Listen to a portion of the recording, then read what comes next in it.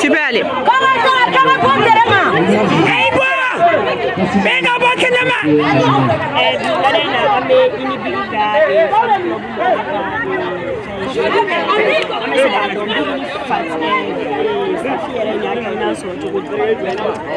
Bon,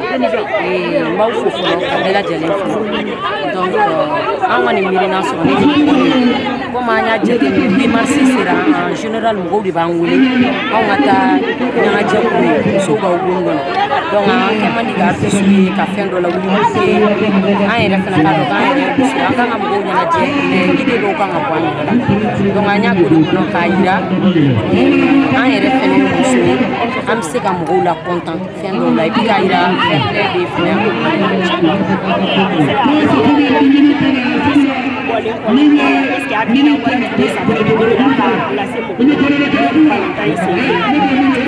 bon miirina wɛrɛ tun b'an kɔnɔ k'a kɛ hali n'an tun bɛna ballon kɛ an tun bɛ ka bɛn fɛn na an kan ka min organiser ni ballon in kɔnɔ k'a yira anw kɔfɛ mɔgɔ caman bɛ se ka taa 8 mars tɛ ça fait plaisir a ka di mɔgɔw ka fɔ n'u ye hali k'a y'i ɲɛ dɔrɔn na ka nin kuma min tulo la dɔrɔn a ka di fo ni mɔgɔ min tɛ hɛrɛ ni bɛn fɛ. Nka kumakan laban ye min ye ni dɔgɔnin jouera bon a ye n bati n ye gagné to bini bolo gesere bolo kɔrɔ toujours a bɛ fɛn di dɔgɔnin de ma a ka ye.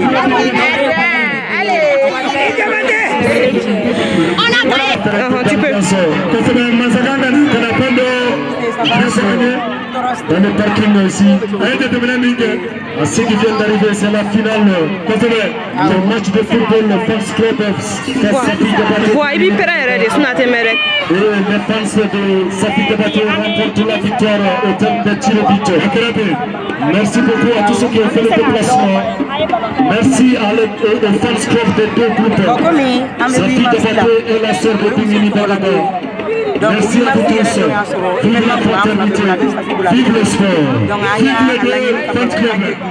Muso tɔgɔ la donna ka muso bɛɛ lajɛlen ɲɛnajɛ ka yira muso bɛɛ lajɛlen anw tɛ kelen ye an tɛ fila ye. Sima ita sɛbɛnni ko dɔ bɛ dugu la danni kɛnɛ ka ɲagara belebeleba ye wali foli b'i yɛrɛ ye fo arajo dekɛfɛ la kosɛbɛ kosɛbɛ publicité n'a a dan don arajo bɛ grand événement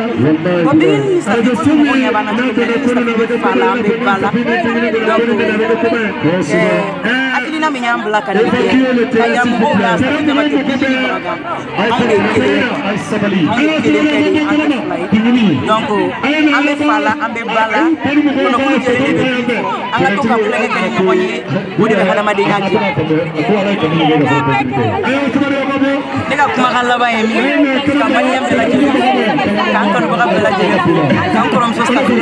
fo dan tɛ foli min na kɔrɔmuso min ka di n ye trop kɔrɔmuso min bɛ juguya la kɔrɔmuso min ma foyi kɛ ka kɔrɔmuso min ye ta ka layɛlɛ sanfɛ a n'a ka jama bɛɛ lajɛlen ka kɔrɔmuso fo kosɛbɛ kosɛbɛ et puis ne kɔrɔmuso gagnera o diyara ne ye tellement.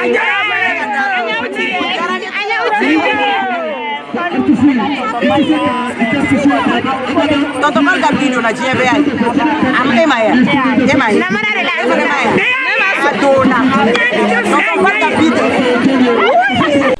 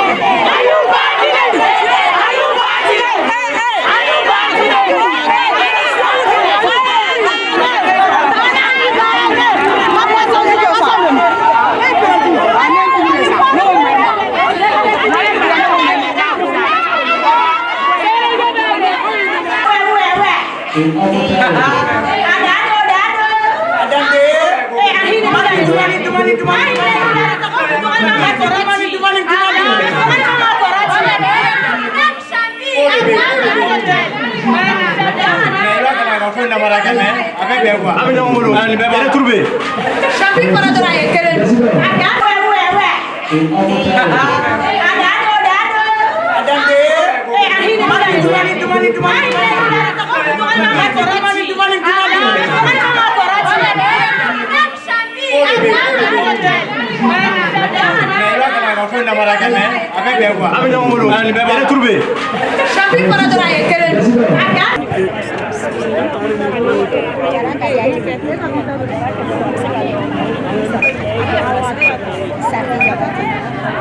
an se ka dɔn ma dai na ko ne ya ko ne ke jere ni wo be ko ne se ana la jere la fi an supporter la se be ke se la jere je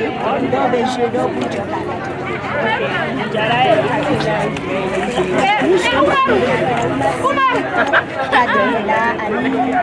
volume sigika kuma ani ben quoi ne ben de la paix parce que bigini ni safi balma de kora ni dogo de an bela jale kelenye bigini ka fanu ni safi ka fanu an bere kelenye balona doro klali beke ja ko sai sina an bere kelenye an wonna na miso jani an miso jale na ni mars ko okumu konna an fanu pour que ananga sari angana aguluba kwa da makala bay mu ye doro alibi ali siname tawli ali alaka benati alaka na na fi buche yara bi baram alaka takanga yara ya malaka tere ko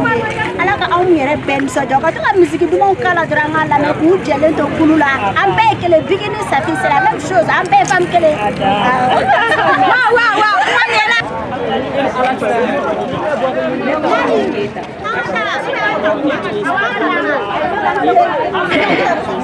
wala ko jara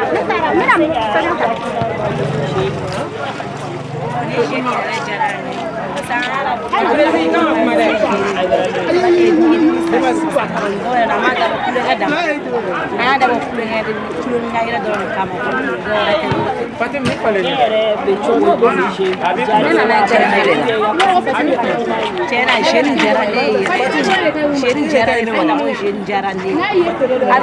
amin gesta osa na sita ngato ngani jere tani jara ne kuma la ba mi ali di ala wasafiri birini ala ku ko ala kala na fi ala kan gesta osa na bara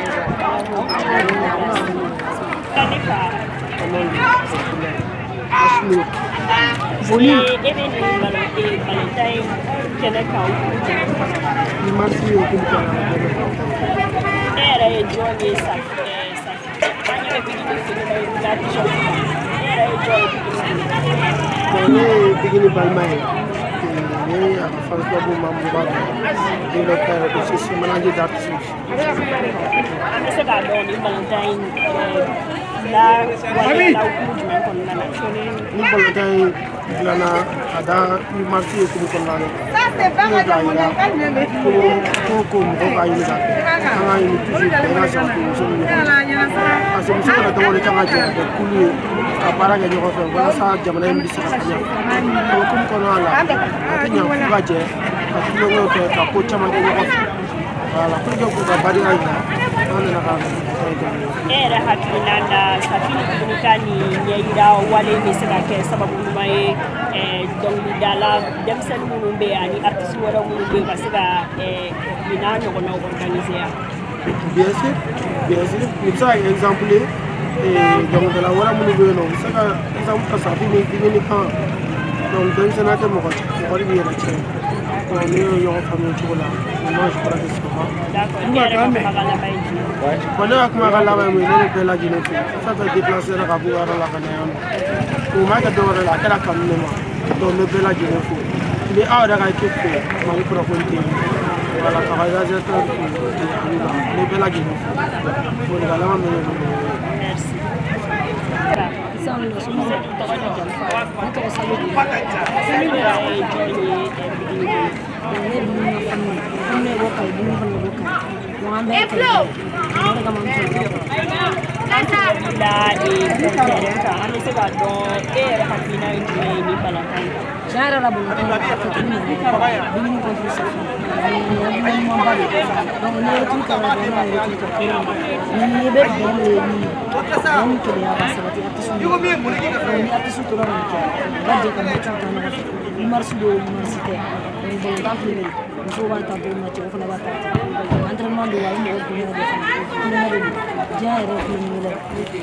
era hakina nani yunga ni wale ya misaka kwa sababu mai donda artist kama Absa ka sabu mo ma ko na sa ka ko former comme ça ma artiste ko ra partenaire ko ni na ba ni partenaire ni équipe formée pour que to na match ke artiste sa mo ko ya am se ka do yere ka wuli kala bay wona ka wuli kala bay mu artiste mo be ni partenaire ke donc ga bi ngala ga bi ni sa fiya be ni ga match jana match ni tan ga jara agara ben ke ni se wa so la donc ni na anu jura no fe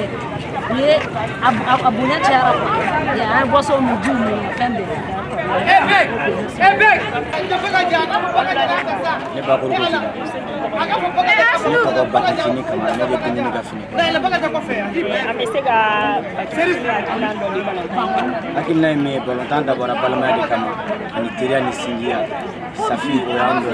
bingo yando no fla fala nyani afara nyonga bolontan bi organiser no kala me ja fansu en fansu ya demander lo fana bora na akilna ka kanya umo ko fla be ko mitira mono ka zui akra tulu ni era kono ka ke karama kono ka ke bunya kono atema na here la na la fuma barka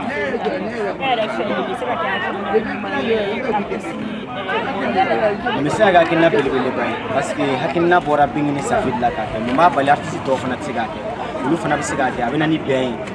abena ni kilian abena ni sinjai abena ni teliai ma ira ka ko déjà ga ba bingini safid fenti be kilini nya fo ni to fana ke ko mo donc ni be fana no organiser ka ke jamana na ba dia fanu ni dia be mo ko ni ne je ni ka kuma kala ba ne ba fo parce que au déplacer ka na ka na ma fe ni ma no na kuma kala au de ba fe to ka me ni ma se ni